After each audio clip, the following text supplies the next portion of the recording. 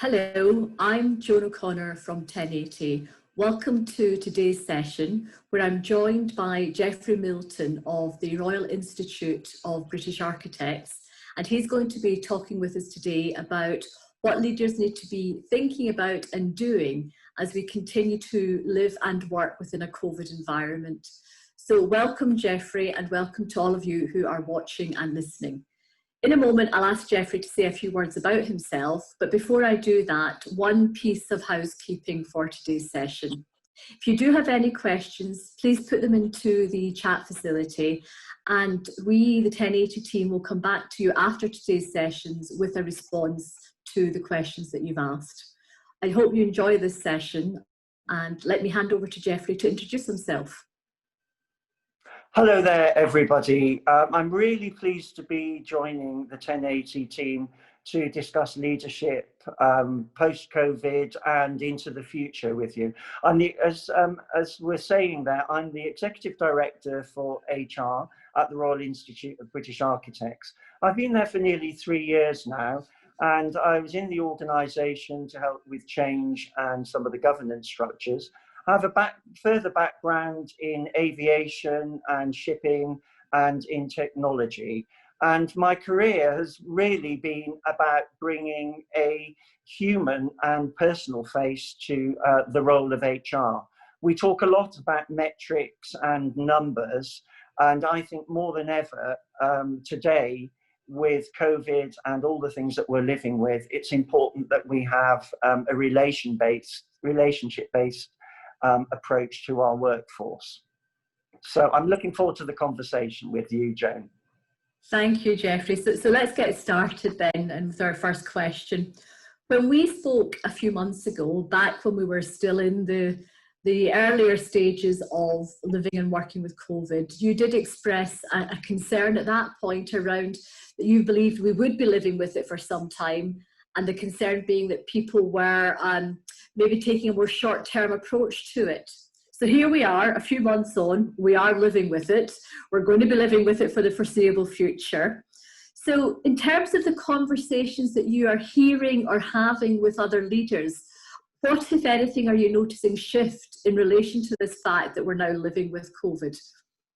Right, that's a really, really good place to start. And you're right, we were saying we thought it might be coming to an end, and with the end of lockdown, and you look more broadly at what's being discussed by government and other bodies, that everybody thought that we were coming out of it, and here we are getting ready possibly for another lockdown. So it absolutely confirms the fact that this stuff is here to stay, and we need to find a way of living with it.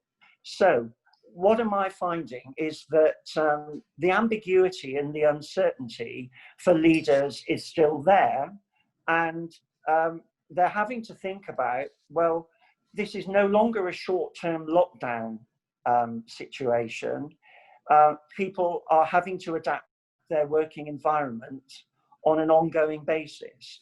However, that working environment is continuing to change, a bit like our discovery of what's happening with the virus and the response to it. So I think it's a challenge to sort of expect there to be a new normal that's going to be set in stone. That's clearly not the case. So what are leaders that I'm talking to, whether it's in REBA or elsewhere, looking for? They're looking for guidance and support. They want to understand how they can work with their remote teams. And these remote teams are really getting the message, that's those people that are working from home, that this is going to be an ongoing situation. And therefore, the big question is, how do you balance things like your work-life activities? What is their own personal support at home? In terms of their home environment, and how are they going to make this last in terms of a marathon rather than a short sprint, because this is a marathon that we're in. Thanks, Geoffrey, and you're absolutely right. And as you said about the marathon there is a marathon, not a short sprint, I was connected to the fact that it was the London Marathon on Sunday. Yeah, indeed it was. Here in London, and that was an adapted version of what it normally is. Yes, So. Absolutely. And excuse me sort of cutting you there, but I think that's an interesting point about agility and flexibility and having a bit of an open mindset around as leaders that we no longer have all the answers. And we know that from social media and the things that we hear from our leaders on the television and elsewhere. So I think the same thing happens there with our employees and our workforce, that they have as many of the answers going forward. And I think that also challenges us with our paradigm of leadership and management and how truly ideas and ways of working can come from our employees. And I should say at this point, of course, that I'm talking about my current workplace, where we have had everybody working at home from March. All 300 odd employees in less than a week were working from home. Now that's the nature of our organisation. I think there's a lot of discussion around workforces working from home, but there's an argument to say that's quite a middle class employee group.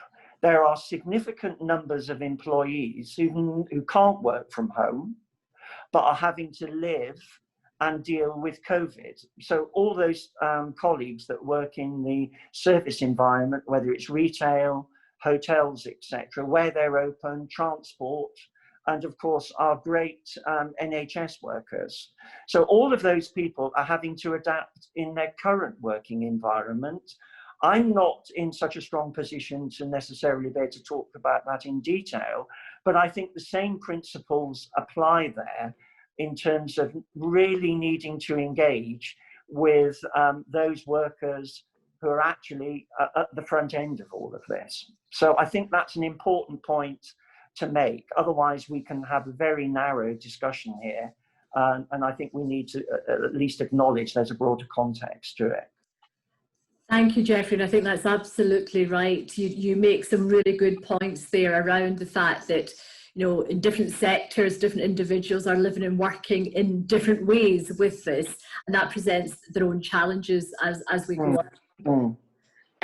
You did talk there earlier, what you were saying about it becoming the employees have as many of the answers or as much of the answers as leaders do at the moment. Yes. Have you got any examples where you've heard of leaders who are managing that well, the way they're engaging the employees, or if not, any advice about how to do it? Right. Well, one of the things that we have done at the RIBA with our CEO is to have weekly and then bi-weekly all staff updates. And that takes place usually on a Wednesday afternoon. It's an hour, and it's for an hour in real time on Teams, at which there's an update from the CEO and also other members of staff. So it could be senior managers, it could be people in practice or in particular areas updating on what's happening in the organisation.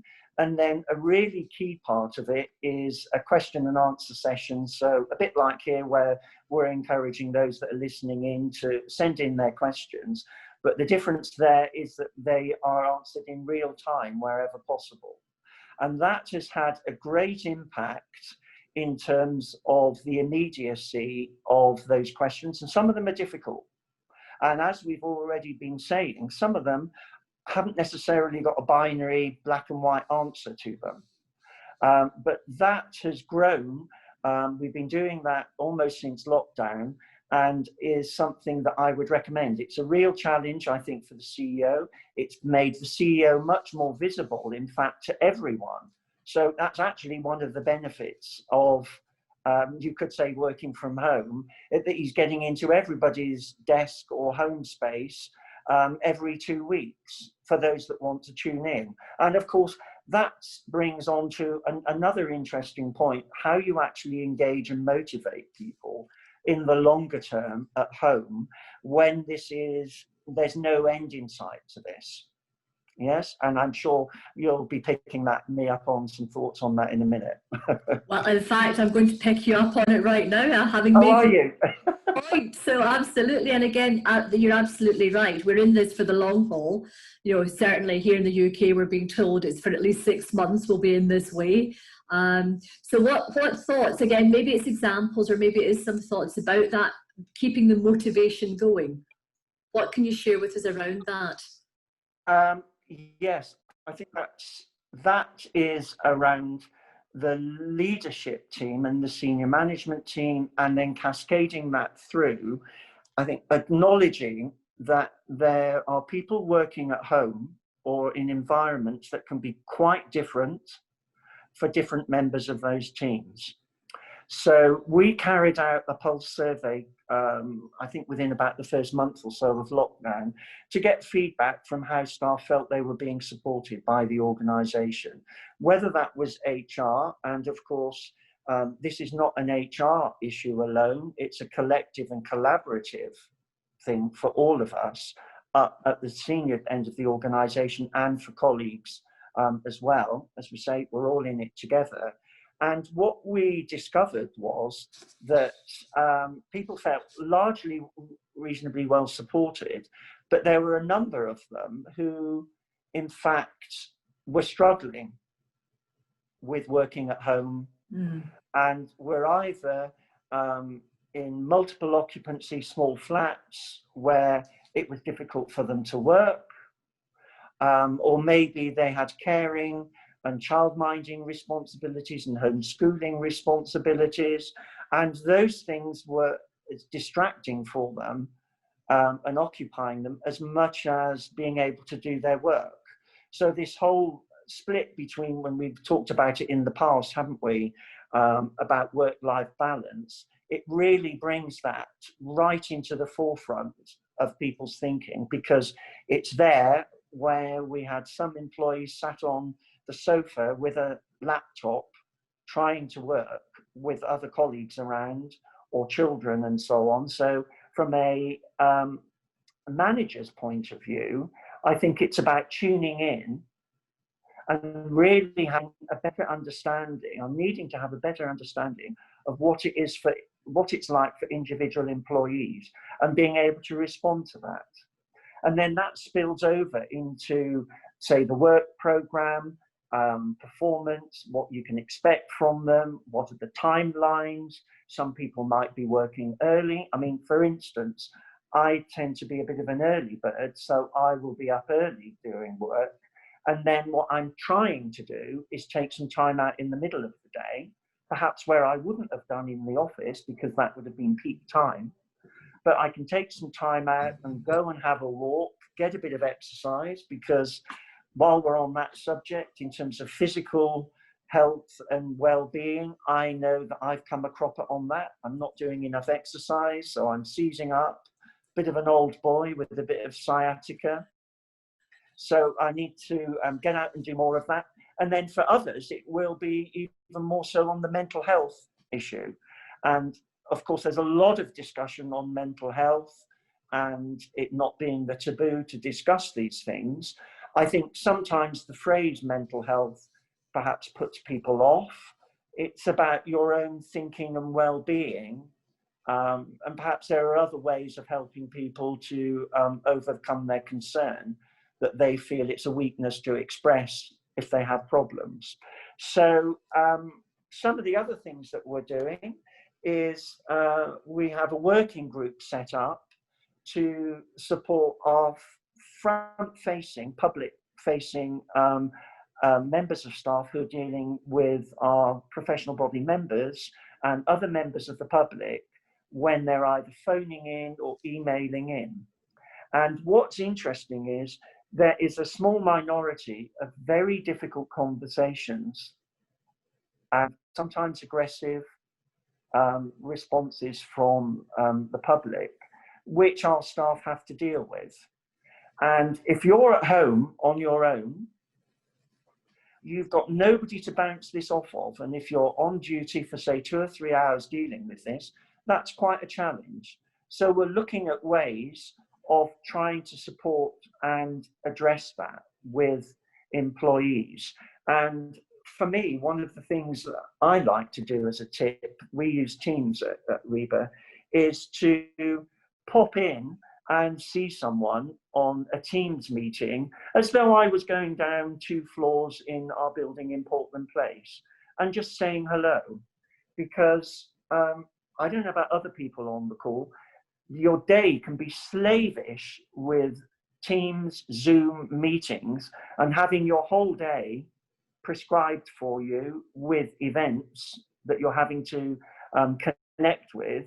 And really, you need a bit of a breather in there too, and to be doing some of the things that you can't do because you're not together in the office. So you need to find a proxy for that.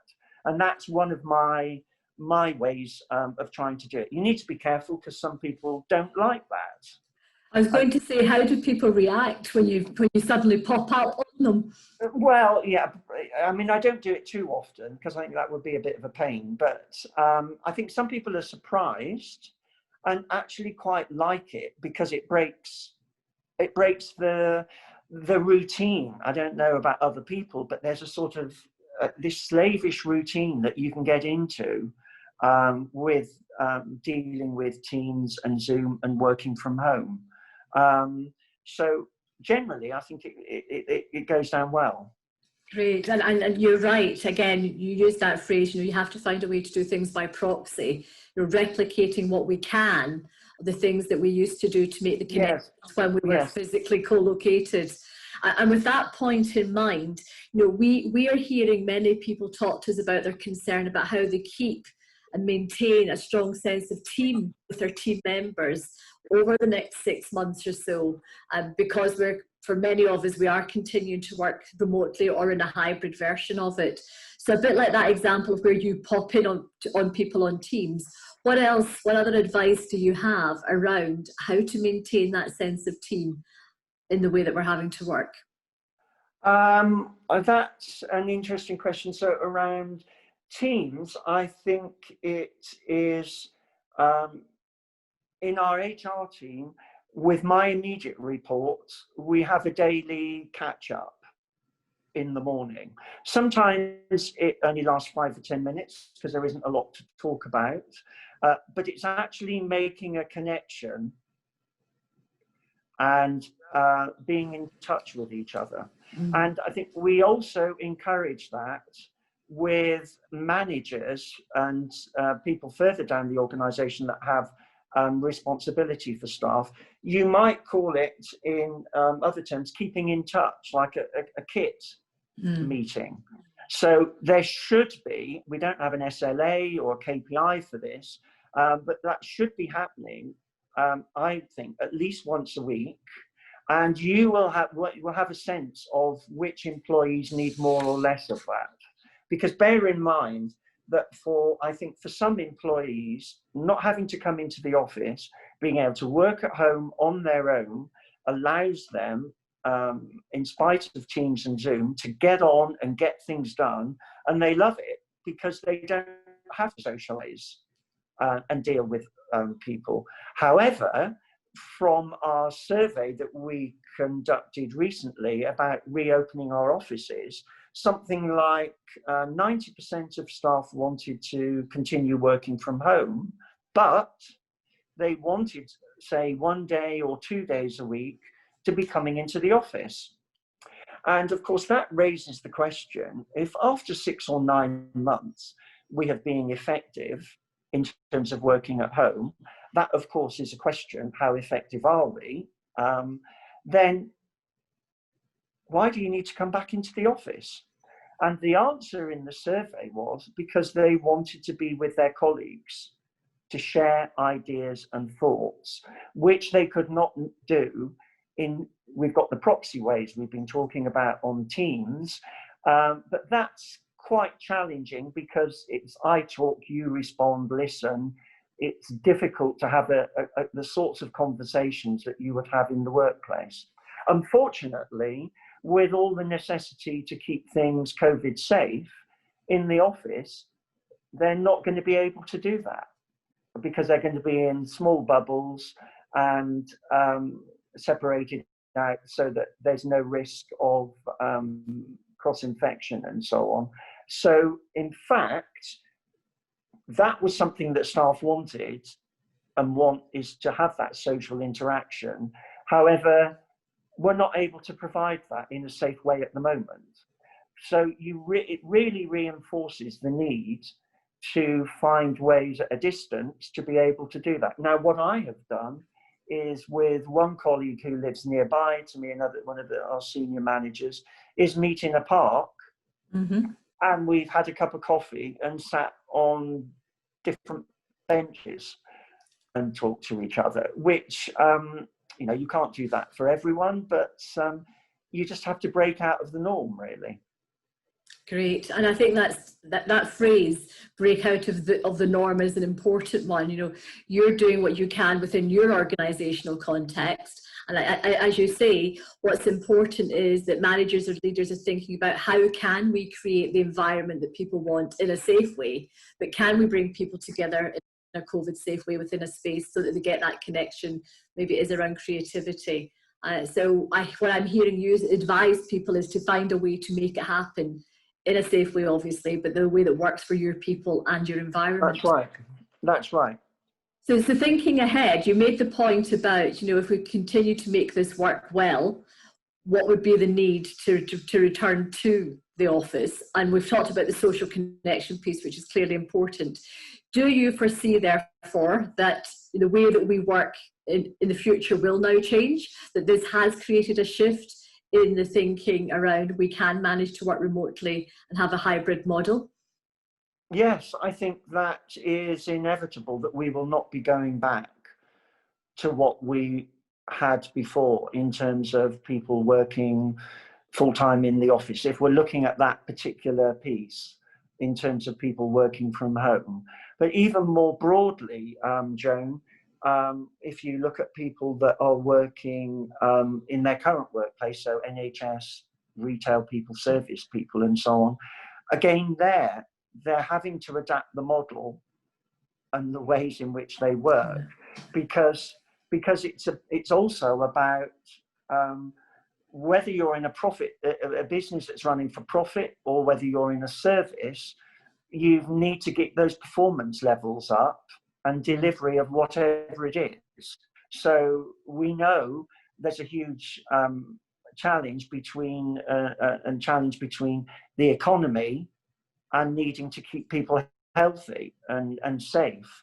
And those things are going to continue. But I think that's where leaders and people that are actually doing the role can be innovative and creative and have some of those solutions. And I think that is what is going to sort of democratize perhaps a bit more the workplace in all its sense, which brings me on to an issue that of course has come live for us at the same time as COVID, which is the Black Lives Matter issue has come to life. And for me, inclusion and diversity couldn't come at a better time, really, if you think about it in relation to the things we've been talking about here, because we need to be inclusive and we need to have diversity of thought and thinking and views.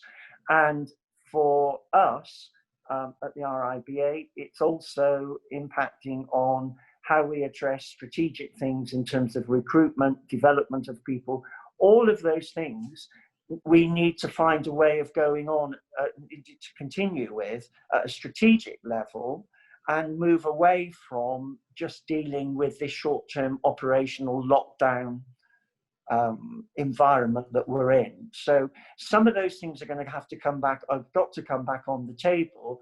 The challenge is how you balance all of that and how you pick out the key ones that are going to make some difference over the next 6 to 12 months. Yeah. And so that's what we're working, but you need to figure that out. And it's going to be different in different organizations because the driver will be different. I mean, and you see that with the numbers of people that are being made redundant from the retail and service sector. And it's a tragedy. It's a tragedy, but somehow out of that, we need to be able to find the things that we can sustain. So what I'm hearing you say there is, looking at the situations, the issues that are arising, and looking at how you take the opportunity from it. And importantly, start thinking perhaps more strategically than maybe they have done over the last 6 months, in terms of how do we build this into the future, into our plans. So Yes. that in mind, what are you hearing? What are you noticing around the impact that the whole COVID way, or the experience that we're in with COVID, what impact is that having on the plans for the future? What are members saying to you? What are other leaders saying to you about that impact on the business? Right. So for us in the RIBA, we have a lot of small practices, 1 and 2 persons, sole practitioners and so on. And for them, it's about survival. And it's about being entrepreneurial and creative about what the new and ongoing situation is throwing up. So, for example, what people will be looking for is buildings and design that are going to meet the new work, the different way, and almost fell into it myself, new ways of working. The future ongoing challenges of how we live and balance work and our life together. So that's some of the things that the architects are saying. From an employee perspective, I think employees are still looking for direction and leadership. And some people really struggle with ambiguity and are not necessarily terribly resilient. And then we know that resilience is a current sort of buzzword. But underneath that, we really have a responsibility to help educate and develop people in terms of taking some of that responsibility on for themselves. And with that, with 1080, in fact, we've been running a session on leading remotely, and we have been running some coaching sessions for our executive team at their level as to how they manage strategically in remote learning and working. So that's about helping the leaders work out how to help their people both know where and how to come into the organisation for the support, but also what they can do for themselves. I heard that about taking responsibility there for themselves as well. Yes, and I think what I have discovered, I thought I knew a lot about, with my years of being in HR and just generally working about things. And I think what's happened in this 2020 is I realised I need to re-educate myself or further educate myself in terms of my understanding, because I don't think the HR role this year and now is what it was even a year ago. And we need to be really open to be challenged on some of our own thinking, and bearing in mind the intersection with different generations, different diverse groups. It's quite a complex story, but it's a human one. And I think it's about balancing those different ideals. And I think one of the things we talk about in our team sometimes is remembering to be kind to each other. That's important. It sounds soft, it sounds very soft but kindness doesn't necessarily mean not calling things out. So in fact, the kindness is to actually do that, to help people. So you can call it tough love. It's the sort of thing, perhaps is another way of describing it. But I think it has to come from here. And that whole piece around authenticity is really important for leaders, and also for staff too. Employees have a responsibility there. In fact, I don't really like the way I'm describing it as a hierarchical manager employee. I think those those demarcations are really sort of thinning out and becoming less relevant. Mm-hmm. So a couple of things I'm hearing there, and we're about to start coming to a close in today's session. Okay. There was a piece there about being willing to think things differently and to take account of all the different perspectives, all the different elements that one needs to take into account, but be willing to be challenged around your own thinking about how things get done, as the message you were making there. And then that piece you were talking about just now leads me to my final question for you today, around, given what we've experienced this year, in your view, has the experience, the short-term practices that we've put in place to help people, will that fundamentally, or maybe already has, shift the psychological contract between employees and employers? I think to one extent it's already shifted.